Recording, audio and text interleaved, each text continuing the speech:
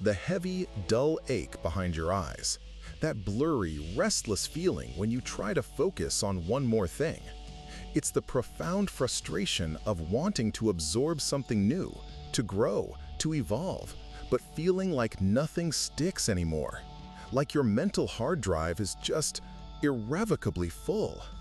This isn't a fleeting thought, it's a pervasive exhaustion, a quiet resignation that you simply cannot take in another shred of information. This isn't just a modern malaise, a side effect of our digital deluge. Over 1,500 years ago, in the serene, ancient lands of Japan, a Zen master named Nan-in shared a story that with remarkable clarity precisely explains this sensation. It's a timeless parable that reveals why our minds sometimes feel completely saturated, utterly incapable of receiving more, and what that fundamental blockage truly costs us in our daily lives, right here, right now.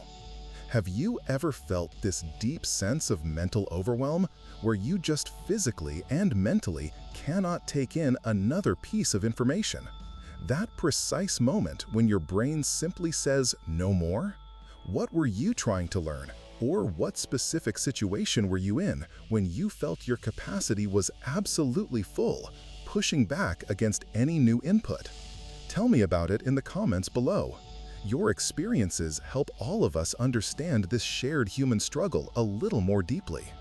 In a quiet Japanese village, nestled amongst ancient cedars that whispered secrets to the wind, lived an old Zen master named Nan-in.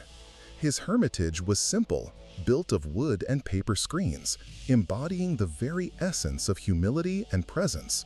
Yet, his reputation for profound, clear wisdom had spread far and wide, drawing seekers from distant provinces and bustling cities.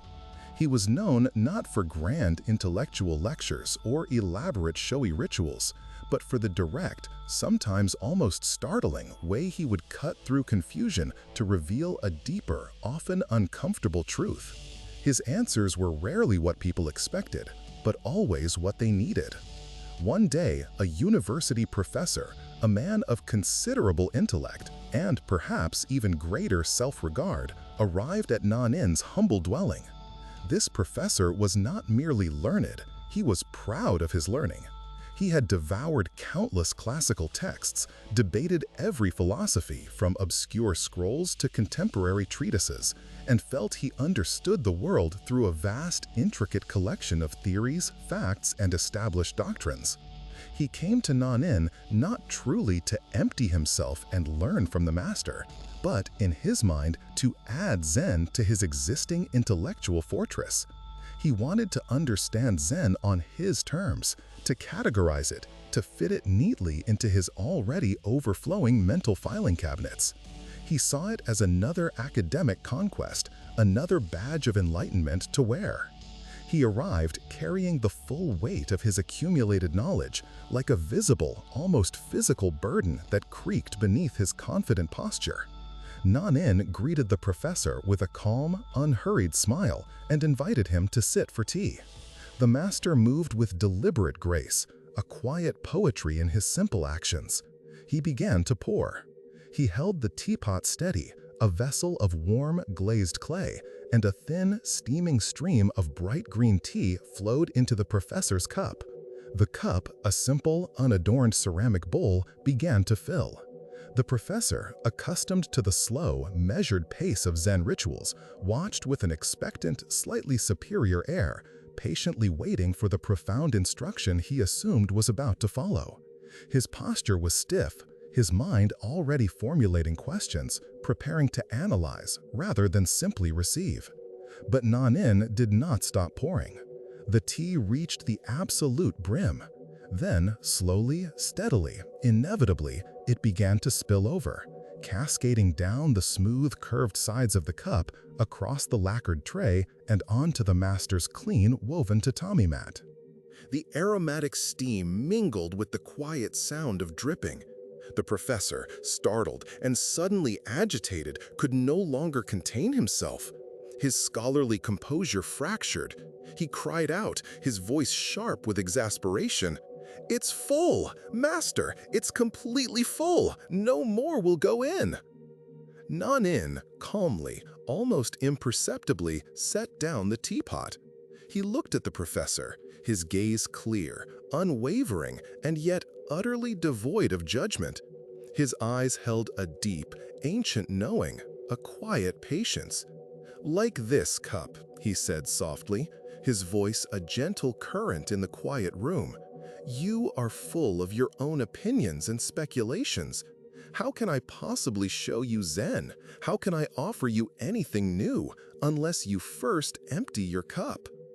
The words hung in the air, heavy with unspoken truth, yet light with an invitation to release. Think about that moment.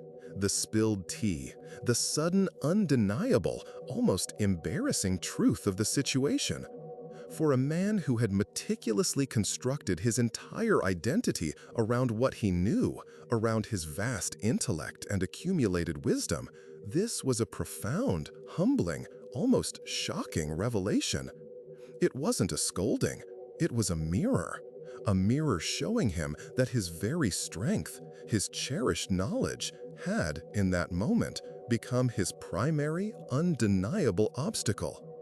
This story, while centuries old and steeped in a different culture, speaks directly to our modern lives, especially that pervasive feeling that your brain is just utterly, irrevocably full. It's not just a poetic metaphor, it's a very real neurological phenomenon. Our brains, brilliant and adaptable as they are, have specific, tangible limits to their capacity. Your working memory, that mental workbench where you process and manipulate new information in real time, can only handle so much at once. When it's overloaded, when its capacity is reached, new data simply bounces off. It can't find a place to land, let alone be absorbed, understood, or integrated into your deeper knowledge. You might read the words, hear the sounds, but they fail to register, like water beating on a polished surface, never truly soaking in. We live in an age of unprecedented information density. Every notification chime, every breaking news alert, every podcast episode, every endless stream of work emails, every social media scroll, it's all vying for finite space in your conscious awareness. We are constantly consuming, often passively, often unconsciously. We mistakenly equate this constant intake, this endless scrolling and scanning, with true absorption, with meaningful learning, with actual productivity. But often, it's just mental noise, a relentless, undifferentiated cascade of data that, like Nan-in's overflowing tea, simply spills over without genuinely enriching or nourishing us. It leads not to wisdom, but to a peculiar kind of fatigue. Decision fatigue, a sense of constant, low-level distraction, and that frustrating inability to concentrate deeply on any one thing for more than a few moments. You're trying to learn, you're trying to grow, but you're just adding more tea to an already overflowing cup. And the result? Not clarity or insight, but exhaustion, a dull, heavy ache behind your eyes, and a deep, unsettling sense of overwhelm that leaves you feeling more empty than full.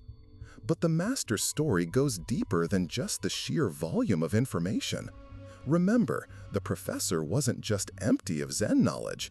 He was, in Nan-in's precise words, full of his own opinions and speculations.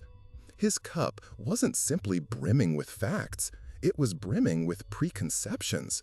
He approached the master with a mind already made up, already filtering everything through what he thought he knew, or what he expected to hear. He wasn't truly open to receiving. He was preparing to compare, to contrast, to critique, to dissect what was offered before it even had a chance to settle.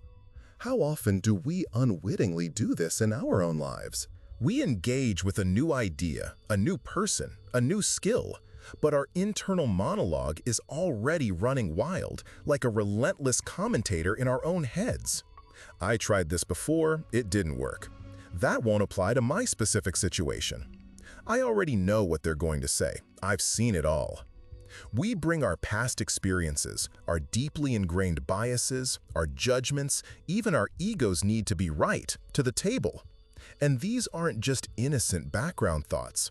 They're like thick, cloudy sediments at the bottom of the cup, taking up precious space, clouding the liquid, preventing anything fresh, clear, and unadulterated from settling in. This kind of fullness isn't about too many raw facts. It's about too much internal resistance.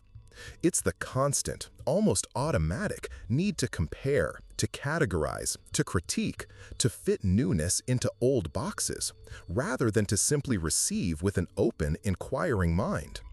That insistent inner critic, that subtle voice of "I already know" or "this isn't for me," is often the biggest, most stubborn blocker to genuine learning and true present moment awareness. It's the very mechanism by which we inadvertently prevent our own growth without ever realizing it. So what then is the true hidden cost of this mental saturation, this deep-seated, sometimes unconscious, unwillingness to truly empty our cup? It's far more insidious and widespread than just failing to learn a new concept or absorb another piece of data. When our minds are perpetually full of noise, of ingrained preconceptions, and an endless, undifferentiated stream of digital input, we miss out on genuine, vibrant curiosity. We lose the profound, almost childlike pleasure of true presence, of being utterly and completely engaged in the moment, whether it's a heartfelt conversation with a loved one, the simple beauty of a sunset, or a moment of quiet, undistracted reflection that could lead to a breakthrough. A perpetually full cup actively prevents true innovation. If we always filter new information, new challenges, new people through old frameworks and established solutions, we will only ever arrive at old outcomes. We become rigid in our thinking, unable to adapt gracefully to change, unable to see novel possibilities, because our mental categories are already too defined, too crowded, too resistant to rearrangement. We lose the humility that comes with true learning, the beginner's sense of wonder that allows for unexpected breakthroughs and radical new perspectives. Instead, we become trapped in a self-perpetuating cycle of knowing without truly understanding, of accumulating information without truly integrating wisdom. This isn't just a learning block, it's a living block. It stops us from fully experiencing the richness of the present moment, from truly hearing the subtle whispers of our own intuition, from connecting deeply and authentically with ourselves and with others. We become so burdened, so weighed down by what we are constantly carrying in our minds that we can no longer simply be in the world with lightness and clarity. This isn't about becoming ignorant, of course, or advocating for you to forget everything you know. Not at all. It's about the deliberate, conscious practice of creating space. The Zen tradition, which Nan-in embodied, has a beautiful, resonant term for this vital mental posture, shoshin. And don't let the name trip you up. It's not some mystical, inaccessible concept. Shoshin simply means beginner's mind. It's one of those rare words, like a beautifully carved key, that once truly understood, unlocks a whole new way of seeing, of perceiving, of interacting with the world. Shoshin is the profound yet practical practice of approaching everything, every new task, every conversation, every new piece of information, even every familiar experience, with the same openness, the same eagerness, and the same fundamental lack of preconception that a true, curious beginner would naturally have. It means consciously letting go of the insistent internal chatter, the urgent need to be an expert, the automatic urge to immediately judge or critique, allowing yourself to simply observe.